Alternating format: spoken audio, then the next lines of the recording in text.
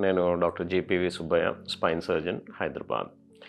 ఈరోజు మనం ఈ హిప్ ఫ్రాక్చర్స్ అవి ఎలా జరుగుతాయి, వాళ్ళకి ట్రీట్మెంట్ విధానాలేంటి, రికవరీ ప్రాసెస్ ఎలా ఉంటుంది, దానివల్ల ఏదైనా ఇబ్బందులు ఉండొచ్చా అనే వాటి గురించి మాట్లాడుకుందాం. ఈ టాపిక్ ఎందుకు సెలెక్ట్ చేసుకున్నామంటే, మీరు న్యూస్లో చూసే ఉంటారు. రీసెంట్గా మన Telangana ex chief minister KCR గారు బాత్రూంలో జారిపడి తొంటి ఫ్రాక్చర్ అయింది, దానికి సర్జరీ చేశారు, రికవరీ ప్రాసెస్లో ఉన్నారు అని చెప్పి వినే ఉంటారు. చాలామంది సబ్స్క్రైబర్స్, నా పేషెంట్స్ కూడా నన్ను అడగడం జరిగింది, దీని మీద ఒక అవేర్నెస్ వీడియో చేయండి, అసలు ఏం జరుగుతుంది అందరికీ తెలిస్తే బాగుంటుంది అని చెప్పి. ఇది ఎందుకు సెలెక్ట్ చేసుకున్నానంటే, ఈ టాపిక్ చాలా కామన్ ఫ్రాక్చర్స్ అండి, హిప్ ఫ్రాక్చర్స్. మీకు అదివరకు నేను ఆస్టియోపోరోసిస్ వీడియోస్ చేసినప్పుడు నా వీడియోస్ ఉన్నాయి. ఆ వీడియోస్లో హిప్ ఫ్రాక్చర్స్ ఎలా అవుతాయి కూడా నేను మాట్లాడాను. ఇప్పుడు ప్రస్తుతానికి కేసీఆర్ గారికి జరిగిన యాక్సిడెంట్ అది ఏంటి అనేది ఒకసారి మాట్లాడుకుందాం.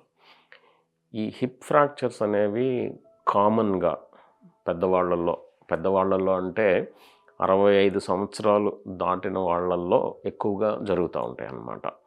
అలానే యంగ్ పేషెంట్స్లో, యంగ్ పీపుల్లో జరగదు అని లేదు, కానీ యంగ్ పీపుల్లో జరగాలి అంటే చాలా సివియర్ ట్రామా, అంటే హై వెలాసిటీ ఇంజరీస్, మేజర్ యాక్సిడెంట్స్లో అయితేనే ఈ యంగ్ పీపుల్లో అవుతుంది. ఈ 65 ఇయర్స్ దాటిన వాళ్ళల్లో చిన్న చిన్న దెబ్బలు తగిలిన, అంటే ఇప్పుడు మీరు వినే ఉంటారు, కేసీఆర్ గారు బాత్రూంలో జారిపడి ఈ తొంటి బోను ఫ్రాక్చర్ అయిందని చెప్పారనమాట. సో ఇటువంటి దెబ్బలు, చిన్న చిన్న దెబ్బలు, బాత్రూంలో జారిపడటం, చిన్న స్లిప్ అవ్వడం, ఒక్కొక్కసారి సడన్గా కాలు ట్విస్ట్ అయినా కూడా ఫ్రాక్చర్ అయిన సందర్భాలు చూసామన్నమాట. ఇవి ఎందుకు జరుగుతాయి అంటే, మనం అనుకున్నదే, ఏజ్ పెరిగే కొద్దీ ఈ బోన్స్లో ఈ కాల్షియం తగ్గి ఈ బోన్ స్ట్రెంగ్త్ తగ్గుతుందన్నమాట. సో అందువల్లనే మనం చిన్న చిన్న దెబ్బలు తగిలినా ఈ ఫ్రాక్చర్స్ అవ్వడం జరుగుతుంది. ఎక్కువ శాతం ఈ ఆస్టియోపోరోటిక్ ఫ్రాక్చర్స్ 50% స్పైన్లో జరుగుతాయి అన్నమాట.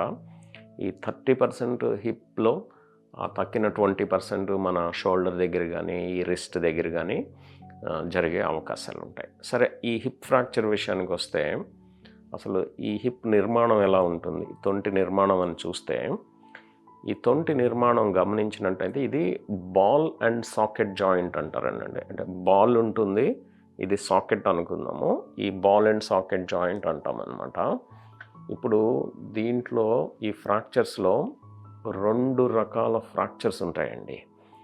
ఏమవుతుందంటే, ఒకటి ఈ బాల్ సాకెట్ చూస్తే ఈ బాల్కి ఫ్రాక్చర్స్ ఎక్కువగా అవుతూ ఉంటాయి.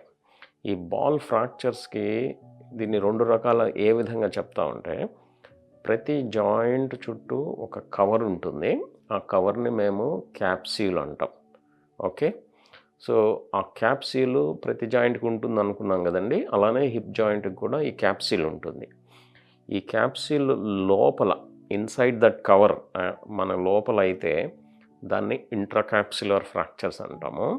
ఆ క్యాప్సూల్కి బయట అయితే దాన్ని ఎక్స్ట్రా క్యాప్సులర్ ఫ్రాక్చర్స్ అంటాం అన్నమాట. సో దీన్ని 2 విధాలుగా చూస్తాం. ఎందుకు ఇలా 2 విధాలుగా చూడాలి అంటే, దానికి ట్రీట్మెంట్ విధానాలు చాలా మారిపోతాయి అన్నమాట. సో ఇంట్రాక్యాప్సులర్ ఫ్రాక్చర్స్కి, ఈ ఎక్స్ట్రా క్యాప్సులర్ ఫ్రాక్చర్స్కి ట్రీట్మెంట్ విధానాలు మారిపోతాయి. కేసీఆర్ గారికి ఇంట్రాక్యాప్సులర్ ఫ్రాక్చర్ అయిందని చెప్పారు.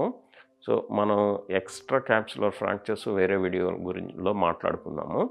ఇప్పుడు ఈ ఇంట్రాక్యాప్సులర్ ఫ్రాక్చర్స్ గురించి మాట్లాడదాం. సో ఈ ఇంట్రాక్యాప్సులర్ ఫ్రాక్చర్స్ అయినాయి, దీన్ని ఎలా గుర్తిస్తారు అంటే, నార్మల్గా ఏంటంటే, మనం పడిన వెంటనే సివియర్ పెయిన్ ఉంటుంది, ఆ కాలు మీద బరువు అది వేయడం కష్టంగా ఉంటుంది. పేషెంట్ పడుకొని ఉన్నప్పుడు ఒక కాలుని స్ట్రైట్గా పైకి ఎత్తమంటే, నార్మల్ కాలు అయితే ఎత్తగలుగుతారు, ఈ ఫ్రాక్చర్ అయిన కాలుని పైకి ఎత్తడం అనేది చాలా కష్టంగా ఉంటుంది. కాలు కూడా మనం స్ట్రైట్గా ఉండదు. నార్మల్గా మనం పడుకొని ఉన్నప్పుడు పాదం ఇలా స్ట్రైట్గా ఉంటుంది కదండి. ఈ ఫ్రాక్చర్ అయిన పాదం ఒక పక్కకి ఇలా పడిపోతూ ఉంటుందన్నమాట. సో ఇవన్నీ క్లియర్ సిగ్నల్స్ ఈ తొంటి జాయింట్లో ఫ్రాక్చర్ అయిందని, హిప్ దగ్గర ఫ్రాక్చర్ అయిందని చెప్పి అర్థం అనమాట. మనకి ఎక్స్రేస్ తీసుకుంటే మనకి ఫ్రాక్చర్ ఉన్నదా లేదా అనేది అర్థమవుతుంది. సరే, దీన్ని ఏ విధంగా ట్రీట్ చేస్తారు ఈ ఇంట్రాకాప్సులర్ ఫ్రాక్చర్స్ అంటే, ఎస్పెషలీ పెద్దవాళ్ళలో, అంటే 65 ఇయర్స్ దాటిన వాళ్ళలో దీనికి మెడికల్ ఆప్షన్స్, అంటే దీనికి ఏదైనా ఫ్రాక్చర్ అయితే ఒకసారి సిమెంట్ పట్టి, ప్లాస్టర్ ఆఫ్ ప్యారిస్ పట్టి ఇలా వేస్తూ ఉంటారు కదా, ఆ విధంగా ట్రీట్ చేయడానికైతే అవకాశం లేదండి. దీనికి తప్పనిసరిగా ఆపరేషన్ చేయాల్సిందే. సరే, ఈ ఆపరేషన్స్ ఏ విధంగా ఉంటాయంటే, దీన్ని హిప్ రీప్లేస్మెంట్ ఆపరేషన్ అంటారు. అంటే ఈ బాల్ని తీసివేసి దాని ప్లేస్లో ఆర్టిఫిషియల్ బాల్ పెడతారనమాట. సో ఇది హిప్ రీప్లేస్మెంట్ సర్జరీ. ఈ హిప్ రీప్లేస్మెంట్ సర్జరీస్ కూడా 2 విధాలుగా ఉంటాయి. ఒకటేంటంటే హెమీ రీప్లేస్మెంట్ అంటాము, రెండోది టోటల్ హిప్ రీప్లేస్మెంట్ అంటాము. సో హెమీ రీప్లేస్మెంట్ అంటే ఏంటంటే, అర్థం ఏంటంటే, ఈ జాయింట్ చెప్పాను కదండి, బాల్ అండ్ సాకెట్ అని, ఈ బాల్ వరకు మాత్రమే రీప్లేస్ చేస్తారు. అది తీసేసి ఫ్రాక్చర్ అయిన బాల్ని ఆర్టిఫిషియల్ బాల్ పెడతారనమాట. దాన్ని హెమీ రీప్లేస్మెంట్ ఆర్థ్రోప్లాస్టీ అంటాం మేము. అదే టోటల్ రీప్లేస్మెంట్ అంటే ఈ బాల్తో పాటు ఈ సాకెట్ని కూడా రీప్లేస్ చేస్తారనమాట. సో దీన్ని టోటల్ హిప్ రీప్లేస్మెంట్ అంటారనమాట. సో ఇంట్రాకాప్సులర్ ఫ్రాక్చర్స్ అయిన వాళ్ళకి, పెద్దవాళ్ళలో 65 ఇయర్స్ దాటిన వాళ్ళల్లో ఈ రెండిట్లో ఏదో ఒక ఆపరేషన్ చేస్తారు. హెమీ రీప్లేస్మెంట్ కానీ, ఈ టోటల్ హిప్ రీప్లేస్మెంట్ కానీ. సో ఈ రెండిటిల్లో ఏది చెయ్యాలి అనేది పేషెంట్స్ ఫిజికల్ యాక్టివిటీ, అంటే ప్రీవియస్ ఫిజికల్ యాక్టివిటీ ఎంత ఉంది, అంటే దెబ్బ తగలక ముందు వాళ్ళు యాక్టివ్గా ఉన్నారా, లేకపోతే వాళ్ళకి రెస్ట్రిక్టెడ్ యాక్టివిటీ ఉంది, అంటే ఎక్కువగా బయటికి వెళ్లకుండా ఇంట్లోనే అటు ఇటు తిరగడం చేసుకోవడం ఉన్నదా అనే దాన్ని బట్టి సాధారణంగా డిసైడ్ చేస్తారనమాట. సో ఫర్ ఎగ్జాంపుల్, పేషెంట్ అంత యాక్టివ్గా లేరు, 80 ఇయర్స్ ఉన్నాయి, ఇంట్లోనే అటు ఇటు తిరుగుతున్నారు, బయటికి వెళ్ళే పనులంతా ఉండవు అనుకున్న వాళ్ళల్లో మనం ఈ హెమీ రీప్లేస్మెంట్ చేస్తే సరిపోతుంది. అదే ఫ్రాక్చర్ కాకముందు యాక్టివ్గా ఉన్నారు, వాళ్ళు పబ్లిక్ లైఫ్లో వాళ్ళ డే టు డే యాక్టివిటీస్ అంత యాక్టివ్గా వర్క్ చేసుకుంటున్నారు అనుకున్న వాళ్ళల్లో ఈ టోటల్ హిప్ రీప్లేస్మెంట్ చేయడం జరుగుతుంది. కేసీఆర్ గారికి టోటల్ హిప్ రీప్లేస్మెంట్ సర్జరీ జరిగిందని చెప్పి విన్నాము.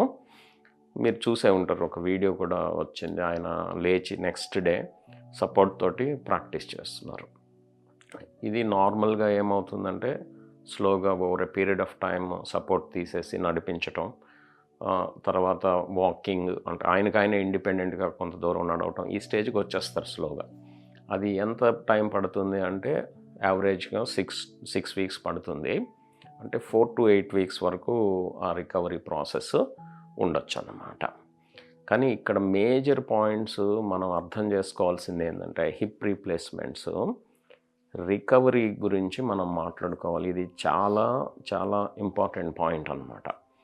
ఎందుకంటే ఈ హిప్ ఫ్రాక్చర్స్ అయిన వాళ్ళల్లో 15 to 30% ఆఫ్ ది పీపుల్, అంటే 100లో ఒక 15 నుంచి 30 మంది ఫస్ట్ 1 ఇయర్లో ఏదో ఒక కారణం చేత చనిపోతున్నారు అనమాట. అంటే hip related fractures, hip related complications కాకుండా వేరే ఇబ్బందులతోటి చనిపోతున్నారు. ఇది చాలా చాలా ఇంపార్టెంట్ పాయింట్ అనమాట. అందుకే ఈ ఆస్టియోపోరోసిస్ని ప్రివెంట్ చేయడానికి మేము ప్రయత్నిస్తాం. ఒక్కసారి హిప్ ఫ్రాక్చర్స్ అయితే చాలా ఇబ్బందులు ఎదుర్కొనడానికి అవకాశాలు ఉంటాయి అన్నమాట. అంటే 100 మందికి హిప్ ఆపరేషన్స్ అయితే 15 నుంచి 30 మంది ఫస్ట్ 1 ఇయర్లో చనిపోతున్నారు. ఎక్కువ శాతం ఈ హార్ట్ రిలేటెడ్, ఈ లంగ్ రిలేటెడ్ ప్రాబ్లమ్స్ తోటి చనిపోతున్నారు అన్నమాట. యాక్చువల్గా ఇది రీసెంట్ డేటా నేను చెప్పేది, 2022లో వచ్చిన డేటా. ఒక 2015, 2010 ఆ డేటాలు చూస్తే యాక్చువల్గా 50% ఆఫ్ ది పీపుల్, అంటే ఇద్దరిలో ఒకళ్ళు ఫస్ట్ 1 ఇయర్లో చనిపోతున్నారు. అంటే ఈ మధ్య ఈ better care, better physical activity, better physiotherapy measures రావడం వల్ల ఈ రేట్ కొంచెం తగ్గింది 15-30%. ఇది ఒకటి చాలా ఇంపార్టెంట్ పాయింట్. రెండో important point, 40-60% of the people మాత్రమే ఫ్రాక్చర్ అవ్వకముందు ఏ యాక్టివ్ స్టేట్లో ఉన్నారో ఆ యాక్టివ్ స్టేట్కి రికవర్ అవుతారు. 40-60% అంటే ఒక 50% వేసుకోండి యావరేజ్న. అంటే ఇద్దరికి ఫ్రాక్చర్ అయితే ఒకళ్ళు మాత్రమే నార్మల్, అంటే ఆపరేషన్ ముందు దెబ్బ తగలక ముందు ఏ స్టేట్లో ఉన్నారో ఆ స్టేట్కి వస్తారు. తక్కిన 50% వాళ్ళకి ఏదో ఒక సపోర్ట్ అవసరం అవుతుంది. వాళ్ళకి ఏదో ఒక హెల్ప్, ఏదో ఒక యాక్టివిటీలో. అంటే ఏంటంటే 15-30% ఆఫ్ ది పీపుల్ ఫస్ట్ 1 ఇయర్లో చనిపోవచ్చు. ఒక 50% ఆఫ్ ది పీపుల్కి డెఫినెట్గా కొంత హెల్ప్ అవసరమయ్యే అవకాశాలు ఉంటాయి అన్నమాట. ఈ రెండు చాలా చాలా ఇంపార్టెంట్ పాయింట్స్. సో ఏదేమైనా అన్ఫార్చునేట్గా ఏంటంటే కేసీఆర్కి హిప్ ఫ్రాక్చర్ అయింది. ఈ టోటల్ హిప్ రీప్లేస్మెంట్ సర్జరీ అయింది.